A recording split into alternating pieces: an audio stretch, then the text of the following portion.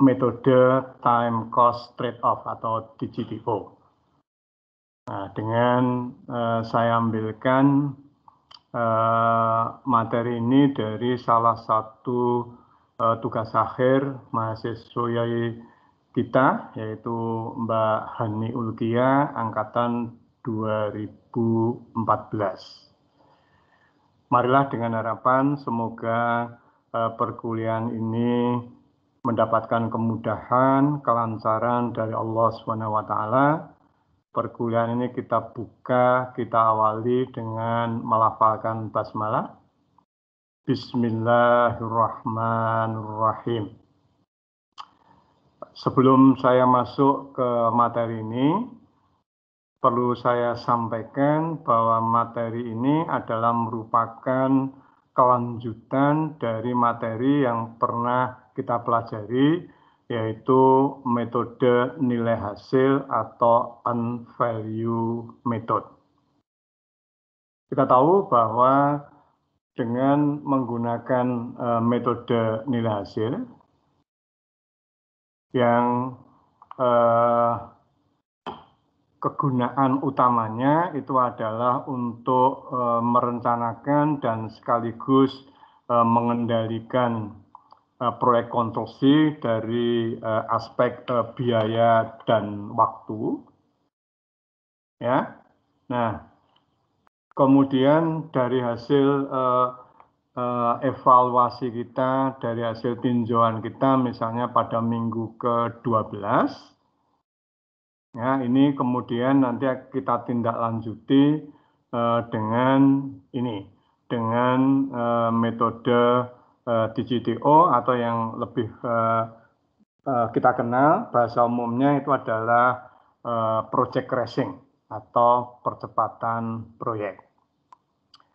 Nah, perlu saya sampaikan juga bahwa metode yang kita gunakan ini tadi gabungan antara metode nilai hasil unvalue method dan metode project crashing atau TCTO ini dalam aplikasinya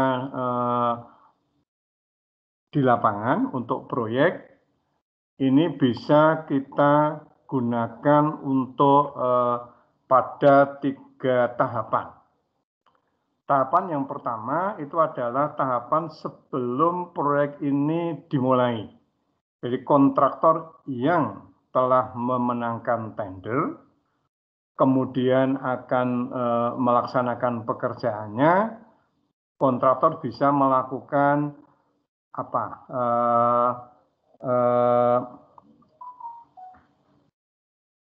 tinjauan ataupun perkiraan mengenai potensi dari proyek yang akan dia laksanakan, khususnya dari aspek waktu dan biaya. Sehingga dia punya gambaran proyek ini bisa dipercepat atau tidak. Kalau bisa dipercepat itu item pekerjaan apa saja yang bisa dipercepat dan kemungkinan penurunan biayanya itu berapa. Ataupun kalau nanti ada kenaikan biaya, itu kenaikan biayanya itu berapa. Jadi ini seakan-akan merupakan evaluasi awal dari kontraktor untuk melihat potensi dari proyek ini dari aspek waktu dan biaya, andaikan perlu dilakukan crashing atau percepatan. Itu yang tahap pertama. Tahap yang kedua, dua metode ini gabungannya juga bisa kita gunakan nanti di tengah proyek berjalan. Jadi misalnya tadi minggu ke-10, ya, hasil evaluasi dari metode nilai hasil mengatakan bahwa proyek ini on schedule tetapi over cost misalnya. Nah, kalau ini masih lumayan ya. Oke. Misalnya kita pindah sekarang di minggu ke-14. Nah, hasilnya misalnya minggu ke-14 ya, seperti yang pernah kita pelajari, hasilnya itu adalah kondisi proyek yang terburuk. Ya. Saya ulang lagi konsepnya supaya Anda memahami. atau mengingat kembali, merefresh saja konsep yang pernah kita pelajari. Jadi metode nilai hasil ini nanti bisa memberikan informasi kepada kita dari aspek waktu dan biaya. Dari aspek waktu ini nanti kemungkinannya itu ada 3 proyek ini yang sedang kita kerjakan. Kemungkinan yang pertama, proyek ini adalah tepat waktu. Yang bahasa schedulingnya ini adalah on schedule. Kemudian yang kedua adalah behind of schedule, terlambat. Dan yang ketiga itu adalah ahead of schedule, lebih cepat. Itu dari aspek waktu. Dari aspek biaya, ini ada 3 kemungkinan juga, yaitu on cost, tepat biaya, kemudian over cost, dan under cost. Nah, nanti kalau kita gabungkan antara aspek waktu dan aspek biayanya, kita akan dapatkan 9 kemungkinan atau probabilitasnya itu menjadi 9. Kondisi yang terburuk dari satu proyek itu adalah yang kita kenal di konsep itu adalah behind of schedule, over cost. Sudah terlambat menggunakan biaya yang lebih besar. Oke, nah ini yang saya bawa ke tahap di tengah proyek tadi ya, dari dalam perjalanan proyek ya. Tadi misalnya sambil ke minggu ke-14 misalnya, ya evaluasi kita mengatakan bahwa proyek kita ini proyek yang terlambat, behind of schedule, dan over cost. Nah, project manager selaku penanggung jawab tertinggi dari proyek ini harus mengambil satu tindakan perbaikan. Karena kinerja timnya ini kurang bagus atau bahkan bisa kita katakan tidak bagus.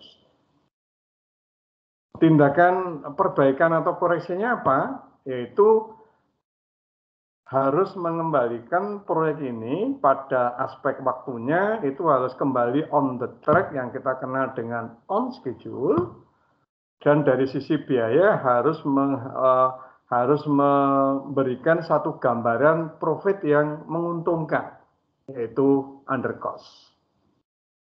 Arahnya sekali lagi kembalikan kepada on schedule, under cost. Bagaimana caranya? Nah, caranya kita gunakan metode yang kedua, yaitu project crashing atau percepatan. Secara umum, sesuai dengan konsep yang sudah kita pelajari, percepatan proyek ini akan memberikan kenaikan biaya secara umum, ya. Terutama memang kalau kita lihat nanti di proyek-proyek gedung ini biasanya begitu. Tapi berdasarkan beberapa penelitian, ini untuk proyek-proyek yang menggunakan alat berat, misalnya proyek jalan, proyek jembatan, kemudian proyek-proyek keairan, ini justru ini nanti akan menghasilkan penurunan biaya. Ya, nanti kita lihat, karena proyek kita ini contohnya adalah pekerjaan jembatan atau proyek jembatan, nah hasilnya seperti apa. Nah, tadi project crashing itu salah satu caranya itu yang populer dengan metode TGTO ini. Time, cost, and trade-off. Jadi kita melakukan trade-off. Ya, trade-off itu kita mencari perimbangan antara aspek waktu dan biaya. Dari kemungkinan-kemungkinan atau alternatif-alternatif yang nanti akan kita hitung dulu, itu mana yang bisa menyelesaikan masalah ini tetapi menggunakan biaya yang terkecil. Jadi kita pilih nanti yang waktunya itu optimum dan menggunakan biaya yang paling minimal. Nah, karena metode ini sekaligus merupakan metode optimasi. Baik, itu ya. Nah, kita lihat sekarang. Nah, gini, jadi masih satu lagi ya, tadi maaf ada yang ketinggalan. Tadi baru 2 tahap, ya tahap yang ketiga itu adalah tahap menjelang proyek ini berakhir. Misalnya kita mengerjakan satu proyek yang waktu pelaksanaan sesuai dengan kontrak itu 300 hari. Nah, kita sudah masuk misalnya pada hari ke-280. Nah, pada waktu kita mengaplikasikan metode nilai hasil, ternyata pada hari ke-280, proyek ini mengalami keterlambatan. Meskipun sudah dalam dari aspek biayanya ini sudah dalam kondisi under cost, menguntungkan. Tetapi prediksi kita, ya, ini informasi yang kita terima dari metode nilai hasil mengatakan proyeknya akan terlambat. Berapa terlambatnya? 10 hari misalnya. Gitu. Nah, kita tahu bahwa di dalam satu kontrak, proyek yang terlambat itu nanti dia akan kena denda. Ya, berapa dendanya? Sesuai dengan klausul kontrak, dendanya itu adalah sebesar 1/mil dari nilai proyek. Nah, tadi kalau 10 hari, berarti kalau kita kalikan 1/mil, berarti 1%, gitu kan? Nah, nanti denda yang 1% ini kalau kita bandingkan dengan kenaikan biaya yang dikeluarkan untuk mempercepat proyek itu berapa? Nah, ini yang nanti menjadi bahan pertimbangan kita. Dan pada umumnya nilai kenaikan biaya kita mempercepat itu sangat kecil dibandingkan denda yang nanti akan kemungkinan akan kita terima. Bahkan bagi kontraktor-kontraktor besar yang namanya denda itu bukan sekedar masalah bayar uangnya saja, tapi juga masalah nama baik. Oke, itu ya. Jadi ada tiga tahapan ini bisa kita aplikasikan atau kita terapkan. Nah, sekarang kita masuk ke materi ini. Jadi materi ini sekali lagi ini adalah materi yang di tahapan pertama. Jadi proyek belum mulai, tapi kita ingin melihat potensi dari aspek waktu dan biaya dari proyek ini. Kemungkinan kalau dipercepat itu bagaimana? Ya, dua-duanya waktu dan biaya. Kemudian item pekerjaan apa saja yang bisa dipercepat. Nah, ini kita akan coba bahas itu.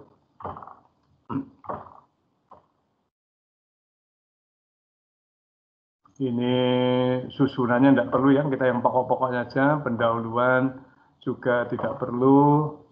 Ini biasanya ya, tujuan penelitian, landasan.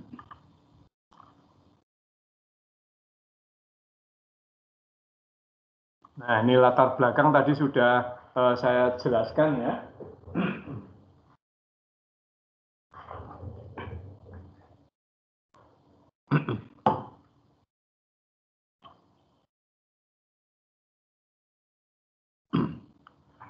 Baik, ini sebenarnya sama seperti yang sudah saya jelaskan tadi, ya.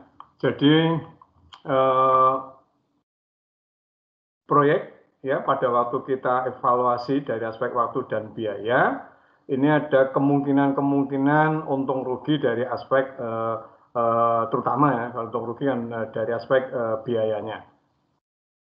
Nah, kemudian masalah yang biasa timbul tadi, ya, seperti yang saya beri contoh tadi, itu adalah keterlambatan. Jadi pelaksanaan proyek itu terlambat. Nah, terlambat ini pertama tentunya karena yang terasa itu waktu ya, memang terlambat itu aspek waktu, tapi tentunya nanti dampaknya itu adalah kepada biaya. Tadi sudah saya jelaskan. Nah, solusinya itu kita lakukan dengan tadi percepatan proyek atau project tracing dengan menggunakan metode TGTO. Bagaimana caranya? Yang pertama itu adalah kita overtime-kan, kita lemburkan. Kalau jam kerja proyek itu misalnya jam 8 sampai jam 4 sore, yang dimaksud overtime itu berarti kita lemburkan dari jam 4 sampai jam 5, jam 5 sampai jam 6, kemudian sampai jam 6 sampai jam 7, jadi 3 jam, 1, 2, 3 jam saja. Karena sesuai dengan aturan resmi dari tenaga kerja, ya Kementerian Tenaga Kerja, itu lembur itu hanya diizinkan sampai 3 jam. Meskipun prakteknya di lapangan tidak seperti itu ya, tapi aturan resminya seperti itu. Kemudian pilihan yang kedua, ini adalah kita tambah alatnya, alat beratnya kita tambah. Otomatis kalau kita nambah alat ya mesti ada tenaga kerjanya ya, yang juga kita tambah. Nah, nanti hasilnya dari lembur atau overtime itu berapa? Ya, karena tadi nanti akan kita pilih 1, 2, 3 jam. Ya. Kemudian kalau nambah alat berat ini nanti berapa? Nah, sebetulnya ada pilihan yang ketiga, ini kalau saya tambahkan di sini ketiga, pilihan yang ketiga itu kombinasi. Ya overtime, ya lembur, ya nambah alat dan tenaga kerja. Oke, ini seperti itu ya.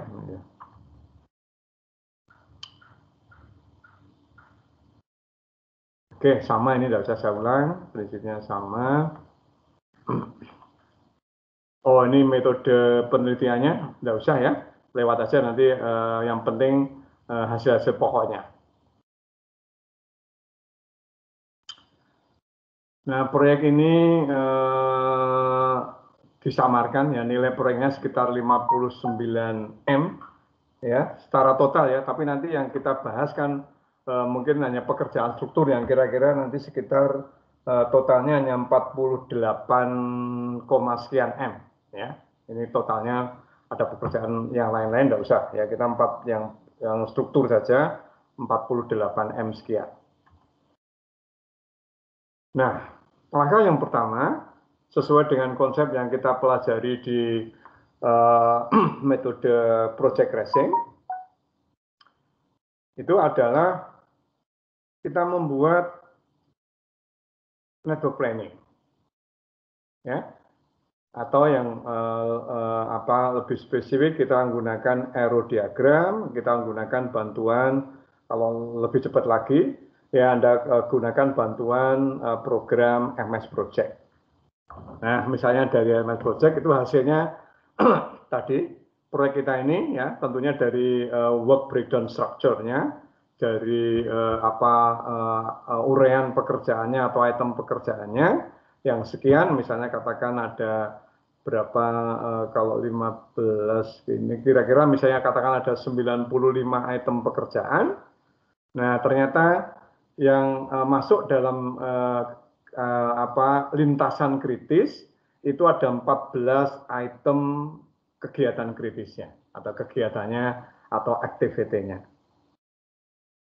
Nah, ada 14 kegiatan kritis yang ada di lintasan kritis. Nah, kegiatan-kegiatan kritis ini sajalah yang nanti bisa kita crashing, bisa kita percepat. Ya, karena konsepnya mengatakan hanya kegiatan kritis yang salah satu cirinya, yang ciri utamanya bahkan ini adalah yang mempunyai total float maupun free float sama dengan 0.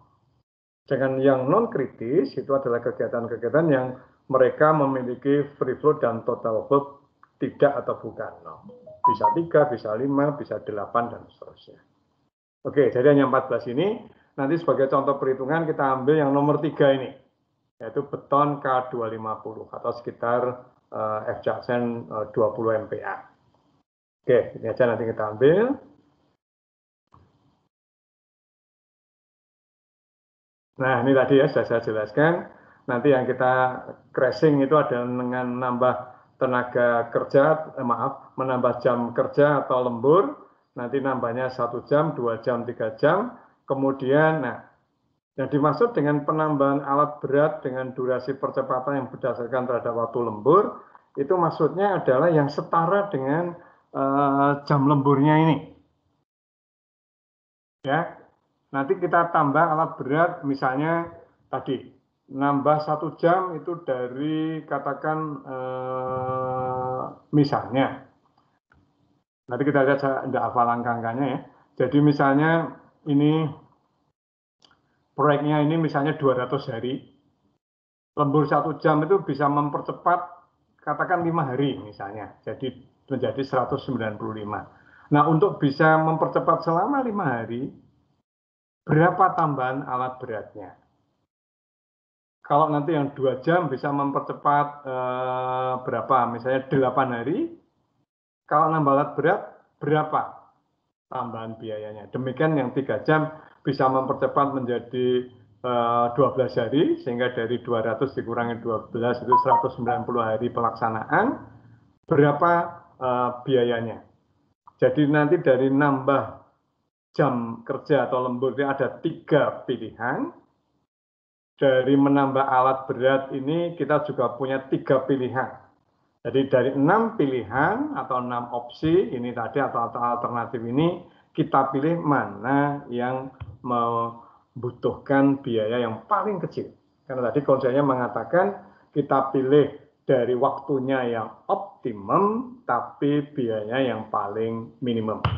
Karena ini merupakan teknik optimasi. Oke, lanjut. Oke, ini hasil-hasil perhitungannya ya, tidak usah saya jelaskan ya, yang pokok-pokok saja. Ini kalau ngitung memang seperti ini ya, nanti tapi hasil pokoknya ini cara ngitungnya untuk lembur ya, berapa tambahan biaya lemburnya dan seterusnya ya. Nah ini kenaikan overtime dari sisi biayanya ada dalam tabel ini, saya jelaskan. Nah dari sisi waktu. Nah, dari sisi waktu Anda perhatikan, ini untuk tadi pekerjaan beton K250 ya tadi ya. K250 itu waktu normalnya itu ada 56 hari. Ini tidak tertulis ya, Anda ingat-ingat aja di sini 56 hari. Ternyata setelah lembur 1 jam, khusus untuk pekerjaan beton K250 itu bisa dipercepat dari 56 hari menjadi 49,62 atau sekitar 50 hari. 56 menjadi 50 hari. Kalau 2 jam itu 56 menjadi 45 hari, kalau 3 jam itu menjadi 41,70, katakan misalnya 42 hari. Ya, jadi masing-masing percepatan ini memberikan waktu percepatan yang berbeda-beda. Saya kira ini wajar ya. Begitu. Baik, ini hasilnya dari sisi waktu. Ya.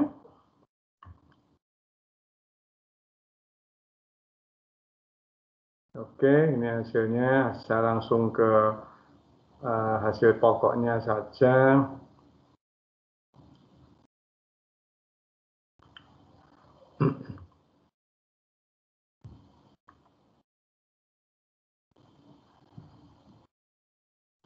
Nah, sama halnya waktu kita belajar project racing, maka kita juga akan menghitung ya, itu cost variannya, kemudian cost slope-nya, dan juga durasi variannya. Ya, terutama kalau di project racing kan kita bicara tentang cost slope, ya, cost varian dan duration varian itu CV dan SV itu yang ada di metode nilai hasil atau EVM ya. Memang ini gabungannya antara dua-duanya. Ya. Oke. Ini tadi ya. Jadi biaya normal untuk pekerjaan betonnya saja, salah satu item pekerjaan dari tadi nilai totalnya 48 M sekian, untuk beton itu hampir 1 M sendiri ya, 981 juta sekian. Durasi normalnya 56 hari, ini basisnya. Tadi kalau dilemburkan itu waktunya tadi sudah berubah, nanti kita lihat di belakang, saya tidak hafal tadi, kalau tidak salah tadi 56 menjadi 50, menjadi 45, menjadi 42, kalau tidak salah ya, itu seperti itu. Nah dari sisi biayanya, ya ini nanti kita lihat nanti di belakang aja langsung.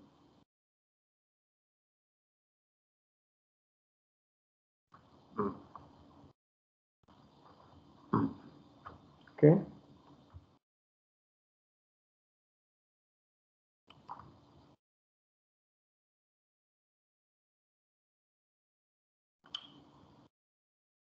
Baik, ini perhitungannya kita langsung. Nah, tadi yang sudah saya singgung sedikit, ya, teknik optimasi tadi. Jadi dari sisi manajemen kontrol khususnya di manajemen biaya, ya, biaya proyek itu yang kita sebut biaya total nanti keseluruhannya, itu biaya itu terdiri dari dua komponen. Komponen yang pertama disebut biaya langsung atau direct cost. Komponen yang kedua itu adalah biaya tidak langsung atau indirect cost. Ya, indirect cost ini. Nah, gabungan antara keduanya itu adalah biaya total atau total cost. Nah, dalam grafik yang saya tampilkan, Anda bisa perhatikan biaya langsung ini kalau ada ini yang ke kiri ini waktunya dipercepat gitu maksudnya ya. Jadi misalnya ini 100 hari, di sini 90 hari, kemudian titik ini 85 hari, ke sini 80, 70 dan seterusnya. Artinya dari sisi biaya langsung, percepatan yang kita lakukan itu intinya grafiknya mengikuti kurva ini. Ini ya, naik berarti.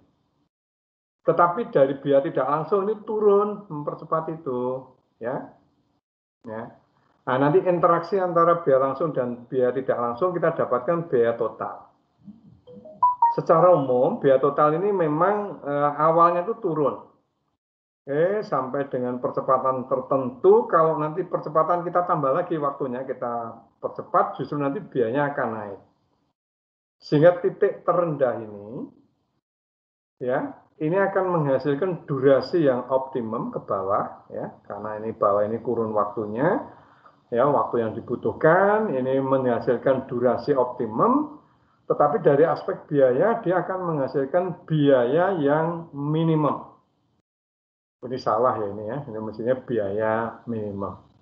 Karena ini adalah teknik optimasi, apa yang kita bidik, kita arah, itu adalah bagaimana kita bisa memperoleh gambaran atau pilihan durasinya optimum tetapi biayanya minimum. Ya, arah dari metode ini sebetulnya substansinya ke sana. Nah, nanti untuk biaya langsung ada perhitungannya ini di sini. Biaya tidak langsung ini kan susah ya. Ini sudah ada beberapa penelitian. Ya, ini hasilnya menggunakan rumus yang seperti ini. Nah, dihitung-hitung, nah, ternyata untuk proyek ini biaya tidak langsung itu kira-kira jatuhnya sekitar 7,68% dari nilai proyeknya. Ya, tadi nilai proyeknya khusus untuk struktur 48,95 M. Nah, berarti ini sekitar biaya tidak langsungnya itu 3,76 M. Ya, itu biaya langsung, biaya langsung dan biaya tidak langsungnya.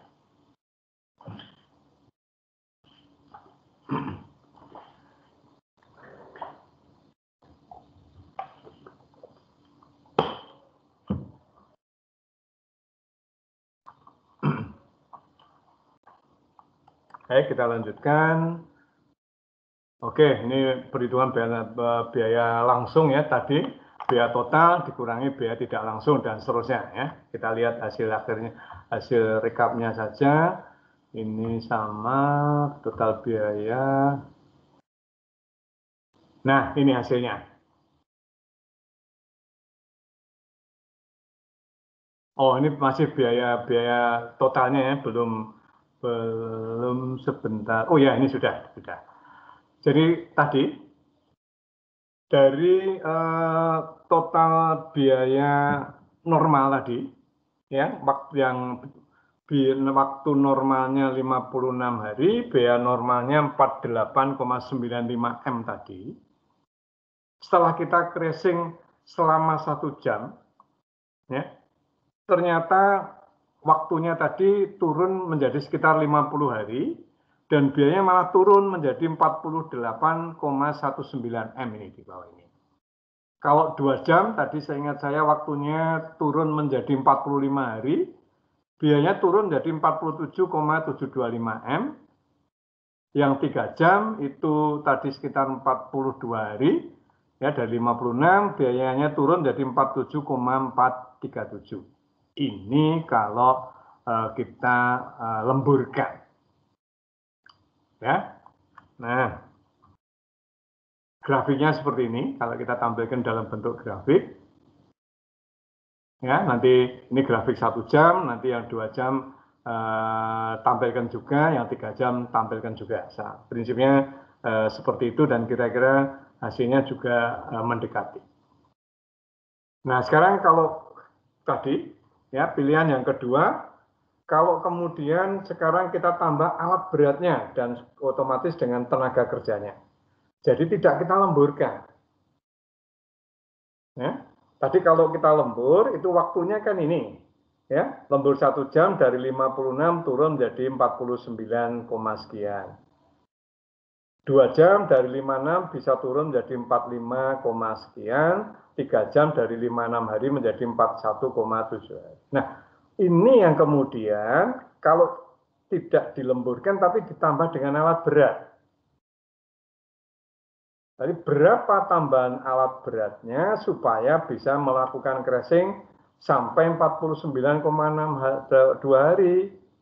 Berapa biaya totalnya? Ya, atau kenaikan ataupun penurunan biayanya. Demikian juga nanti pilihan yang kedua, kalau kita melakukan crashing harus mendapatkan crashing sebesar 45 hari, 45,6 hari, berapa biaya tambahan alat beratnya? Demikian juga yang 3 jam supaya jadi 41,7, berapa kalau menambah alat berat? Ya, dari ini tadi lembur kita punya 3 hasil atau 3 pilihan. Nanti dengan menambah alat berat juga kita punya 3 pilihan. Jadi ada 6 pilihan nanti. Kita pilih mana yang tadi. Prinsipnya adalah waktunya optimum, biayanya paling minimum. Oke, kita lihat. Ini perhitungannya ya, kita langsung ke hasilnya yang pokoknya aja. Ini proses perhitungannya. Oke, ini termasuk masih ingat ya kita ini apa? Ini kenapa kita harus mulai dari cost load yang terkecil ya? Nanti dibuka lagi catatannya project crashing ya. Ini harus dimulai dari cost load yang terkecil. Oke, ini hasilnya saya tampilkan aja langsung hasil. Oh, 1 jam dulu. Nah, ini yang 1 jam. Nah, ternyata yang setara dengan lembur 1 jam itu biaya totalnya ini ya itu menjadi dari normal tadi 48,95, kalau nambah alat berat itu menjadi 48,11 ini. Ya. Tadi yang diberikan contoh yang diberi garis merah ini aja ya, yang lainnya analog aja, tapi dihitung tersendiri ya. Oke. Ini hasil perhitungannya. Kemudian kalau 2 jam ini ya, tadi menjadi 45 hari sekian, biayanya menjadi 47,507. Kalau yang setara dengan 3 jam ditambah dengan alat berat ya, tidak lembur tapi nambah dengan alat berat hasilnya 47,065 ini. Nah, tadi punya 3 lembur, punya 3 nambah alat berat, kita bandingkan. Ini grafiknya nambah alat berat 1 jam, nah perbandingannya ini. Ya, ini perbandingannya.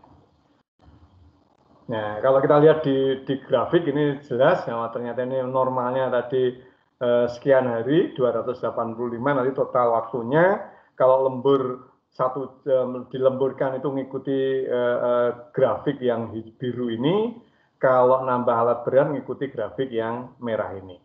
Nah, dari grafik ini kita melihat bahwa nambah alat berat itu lebih menguntungkan. Nah, hitungannya kuantitatifnya ada di dalam tabel ini. Ya, ini nambah alat itu ternyata 47. Nanti di kesimpulan nanti kita ambil lagi, ini baru di mana di analisisnya. Baik, ini kalau denda tadi, ya denda nanti saya bahas di belakang. Ini hanya tadi baik itu perhitungan. Nah, kesimpulannya ini.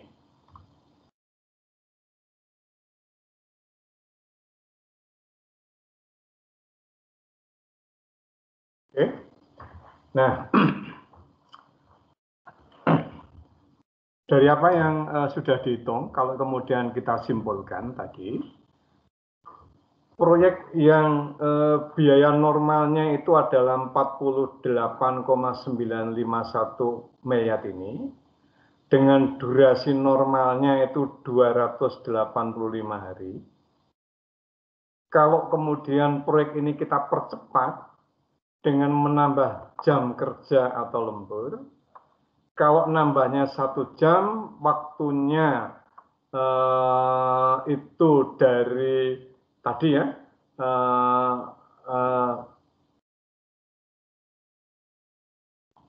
pilihannya tadi ya, ini biayanya menjadi 48,19 M.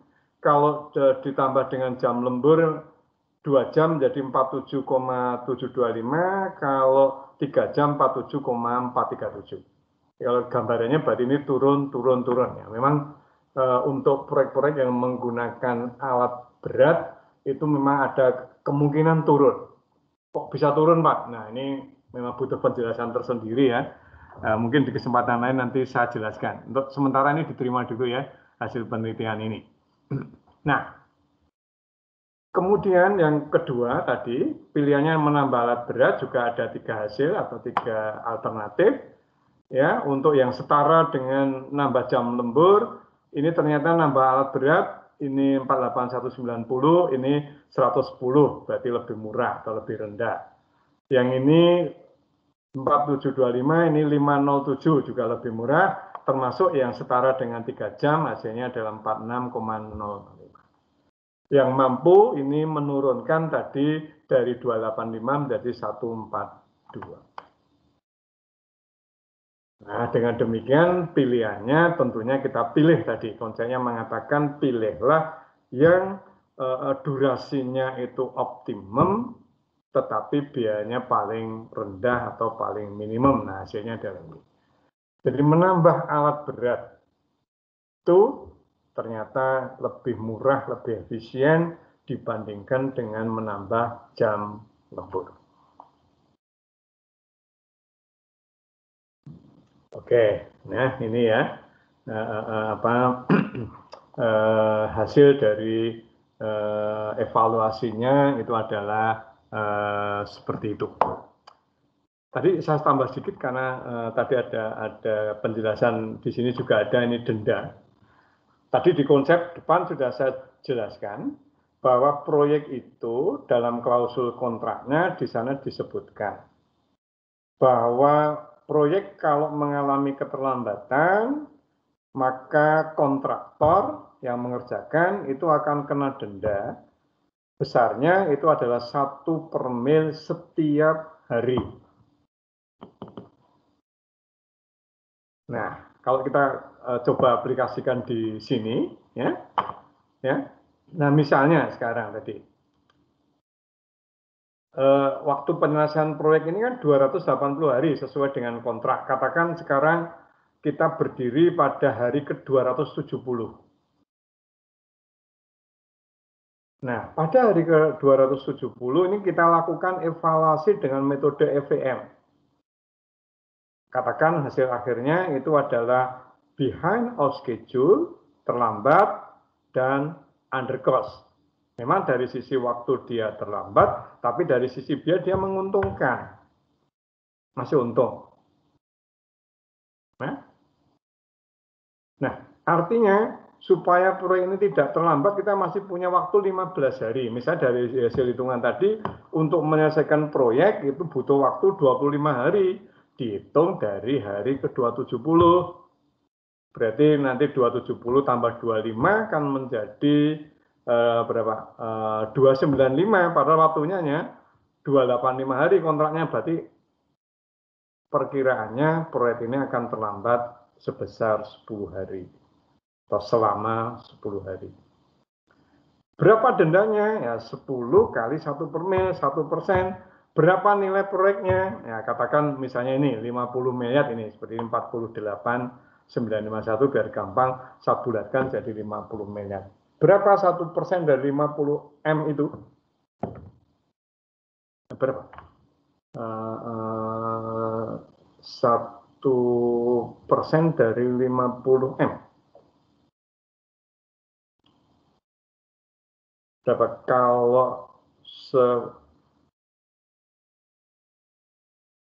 besar ya, 500 juta, betul? Iya ya, 500 juta. Jadi kalau 50 M dibagi berapa tadi? 1%-nya 1/100 dari 50 itu kan setengah. Ya, besar ya, setengah M. Jadi proyek ini kalau terlambat, nanti setiap hari itu akan kena denda sebesar,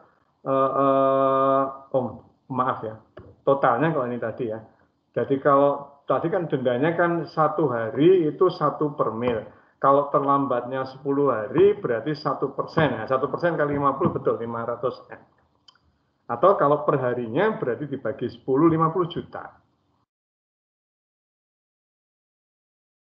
Nah, tadi supaya tidak terlambat, ini dilakukan crashing.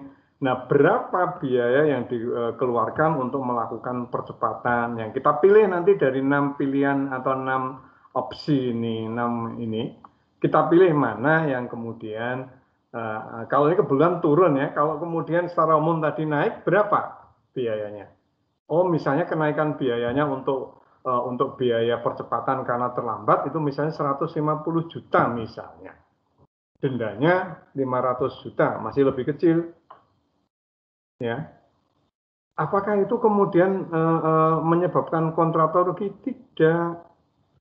Kontraktor tidak rugi karena dia sebetulnya proyek yang 50 juta itu di atas kertas itu 15%-nya aja udah berapa?